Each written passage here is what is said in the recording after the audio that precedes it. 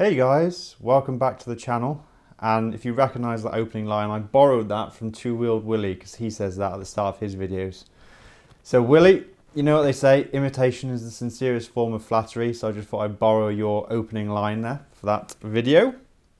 What are we doing today? Bit of an update. I've come back from Seoul. It took a 9-hour flight from Seoul to Doha, messed around in the airport for 2.5 hours. Then another flight from Doha to London Heathrow. Doha, you know they build airports so nice in the Middle East. Everything just works, it's immaculately clean. They built this jungle rainforest in the middle of the airport. It's just really nice experience, isn't it? Firstly, I just wanted to say thanks a lot to everyone who commented on the memberships video. Really appreciate that. It was an idea I was kind of thinking out loud, and the community has kind of voiced their opinion on it. And you know, that's a really privileged position to be in, that people give their feedback. And I think Two Wheeled Willie started the kind of honest conversation about it. And generally speaking, people aren't that much of a fan of the idea. So no, we won't be doing channel memberships. I have got a few of the comments that I haven't replied to here just to look at. Mark Fortin said, I think it's completely fair and I'd be fine putting in £12 as a show of support. That's a lot more than 99p, Mark, so to be fair, thanks a lot for that offer. However you ultimately choose to handle it, you're on the right path. Time is valuable and it's no fun when something you enjoy becomes an obligation. You can't let YouTube consume your whole life. Very wise words there spoken by Mark. I do want the channel to be fun. I think that ethos is kind of reflected in the kind of content I'm going to be doing going forward. So I'm going to do it in a way that's fun to me, which is hopefully nice camera work, but mainly just having a chat and a bit of a joke on the camera, which I enjoy. So I'll stick to that. So thanks, Mark. So HQM Pest 1579. Not sure whether the numbers are just something that YouTube Studio shows you or that's actually the username. But this person said, Sean, it's your channel, so up to you. I would not join personally, and I haven't for any other influencers. I feel it's common courtesy to at least give a like if somebody has gone to the effort of making some content. Well, that's really nice, actually, because, yes, people go to effort to put this stuff up on here. The vast majority of people aren't making a living from the platform or any money at all that's worth anything. You know, I could probably go out for one meal a month with Susie based on and we don't really drink, so we're gonna have a very, very cheap meal based on the money that comes in from YouTube.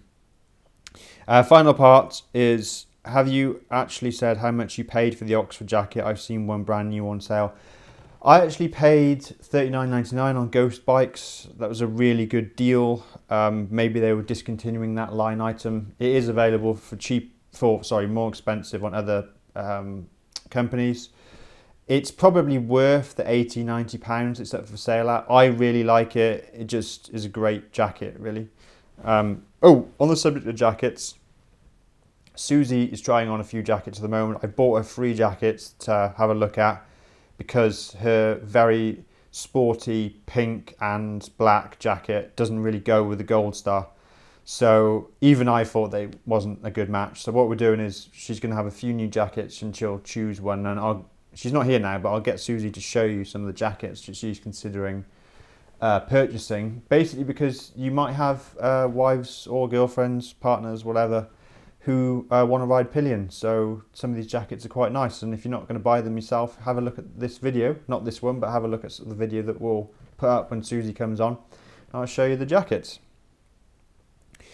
Nick J, who he's been commenting on loads of the videos, so I'm trying to keep up with his comments. Actually talking about Seoul. I get the impression Nick's quite a well-travelled fellow. He knows about Seoul, Japan and Thailand and everything. So and he loves small capacity bikes. So he's in good company here. So Nick says the roads are crazy in Seoul. Seoul must have been so different since my visits in 1991-92. And it says good mob. I don't know what that means, Nick, but thank you for the comment anyway. And yeah, the roads, I can confirm, are still crazy in Seoul. I didn't drive because they don't let you drive or hire a vehicle if you're a foreigner in Seoul. You'll notice there's no Europe car or Hertz or Budget or Avis or anything, because they don't actually let you, even with an international driving permit, which I have. Lee Grieveson.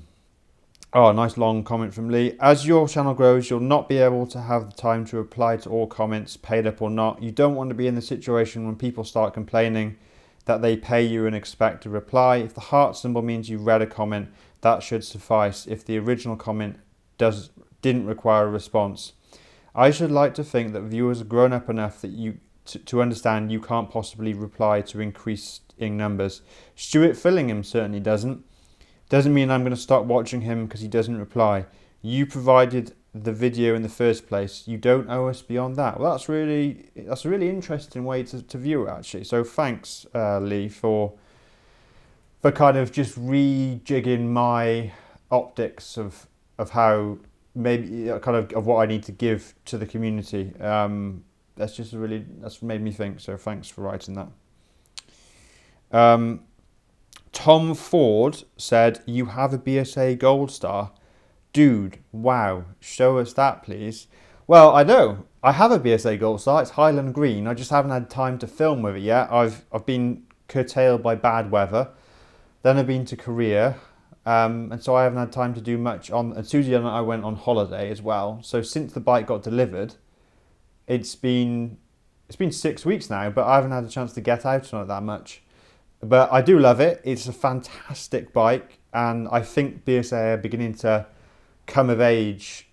A stupid way to talk about a company that's been around for 70 years plus prior to it being new. But I think the new BSA is really finding its feet, and we're going to get somewhere good with that company. I've got a good feeling about it. Show us it, please, or show us that, please. I'll do it. I'll get some video out of the BSA, and we'll start bringing some content onto the channel with the bike. Tony P. Yat said, it's a great channel, keep up the good work. Well, thanks. That's just a really nice thing to say. Really appreciate it. Similar sentiment from Ben Schofield. Nice work, man. Really enjoying your channel. Looking forward to more from you in the future, and gave a thumb up. So what a top man. That's a really nice thing to say, Ben. So yeah, you can just see my reaction to it. That's just a nice, very nice thing to receive. So I am very grateful. Thank you. Lipsy100. Core, there's no flies on you. Probably referring to me going over to Seoul.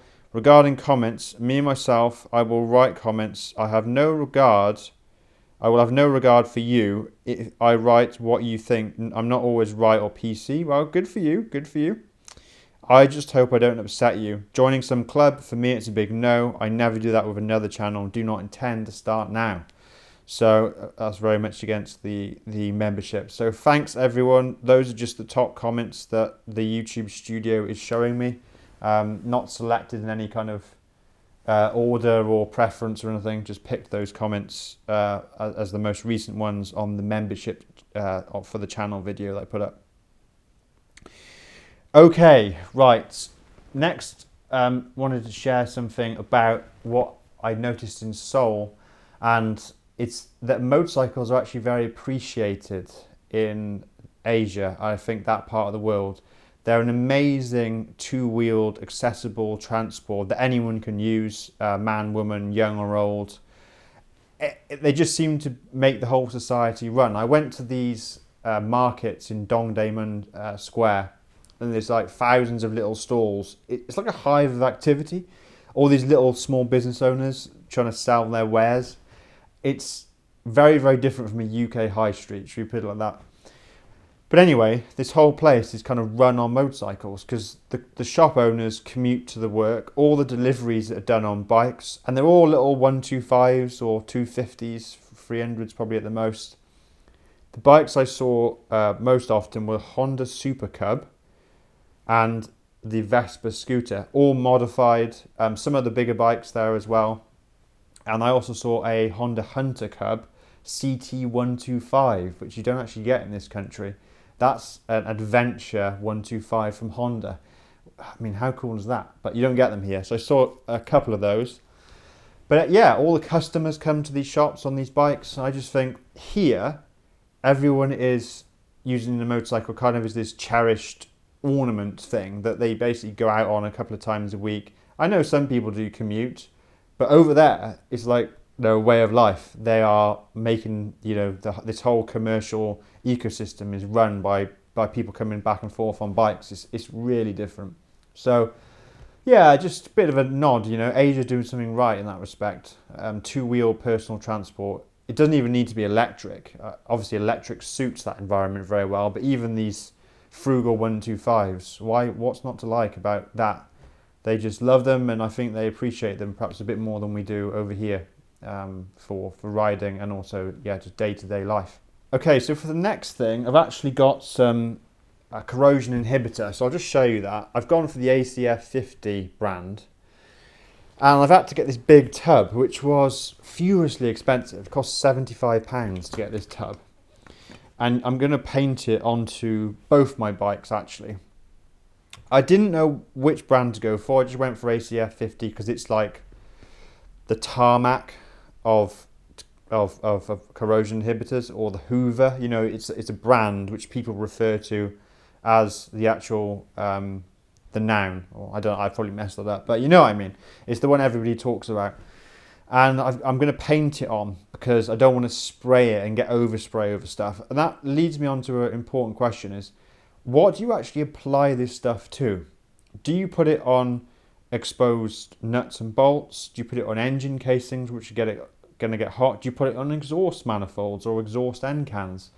Do you put it on spokes, and do you put it on paintwork? I need to ask these questions, and hopefully, if you're watching this, hopefully someone who's watching this will have done some corrosion inhibiting stuff, and they'll tell me where to put it.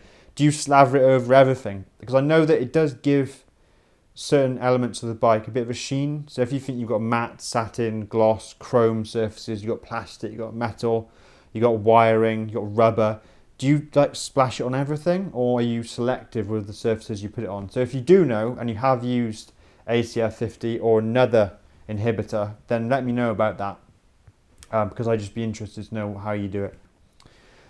Finally, we want to talk about BSA Goldstar. I obviously have the bike, talked about it a little bit earlier, but two things I talked about earlier. Uncle Stu is considering getting a BSA Goldstar, and the reasons he cited are that the brand's kind of the new BSA has got a little bit more mature. He's looking for something fresh for the channel. I actually think it's a really good idea for his channel.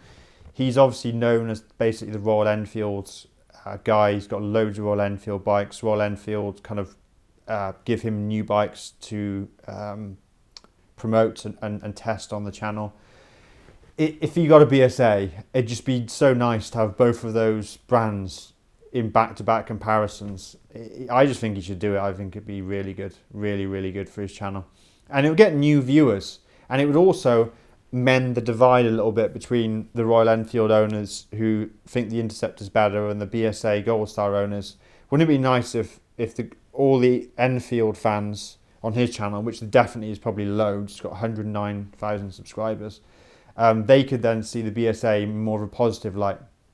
He also said that Hitchcocks have taken delivery of a BSA Goldstar in order to do development work on aftermarket accessories, which I thought was really good news as well, because imagine all of those things they did on the Interceptor. They've got racks, they've got engine bars, crash sliders, mirrors, suspension they've probably got. Imagine all that transferred over to the Goldstar. We'll literally just be able to go on Hitchcock's website and get affordable, high quality products for BSA. So yeah, that was one of the points that you mentioned. The other point was that he's spoken to dealers about the warranty issues, and the dealers and users of the bike say that the BSA or Lucas Distribution is sorting warranty issues double time. So if there isn't anything wrong with your Goldstar, it gets sorted out within days, not even weeks or months. So that's just good news. I think BSA is beginning to find its feet. It's establishing itself, and it's had some teething problems, but good for the company. And if someone who's basically as big a YouTuber as Stu is, and he is as big a Royal Enfield fan, he's considering going BSA, what does that say for you? Alright guys, well please let me know in the comments what you think about the video, anything I've talked about, and thanks a lot for watching, and I'll definitely catch you in the next one. Cheers.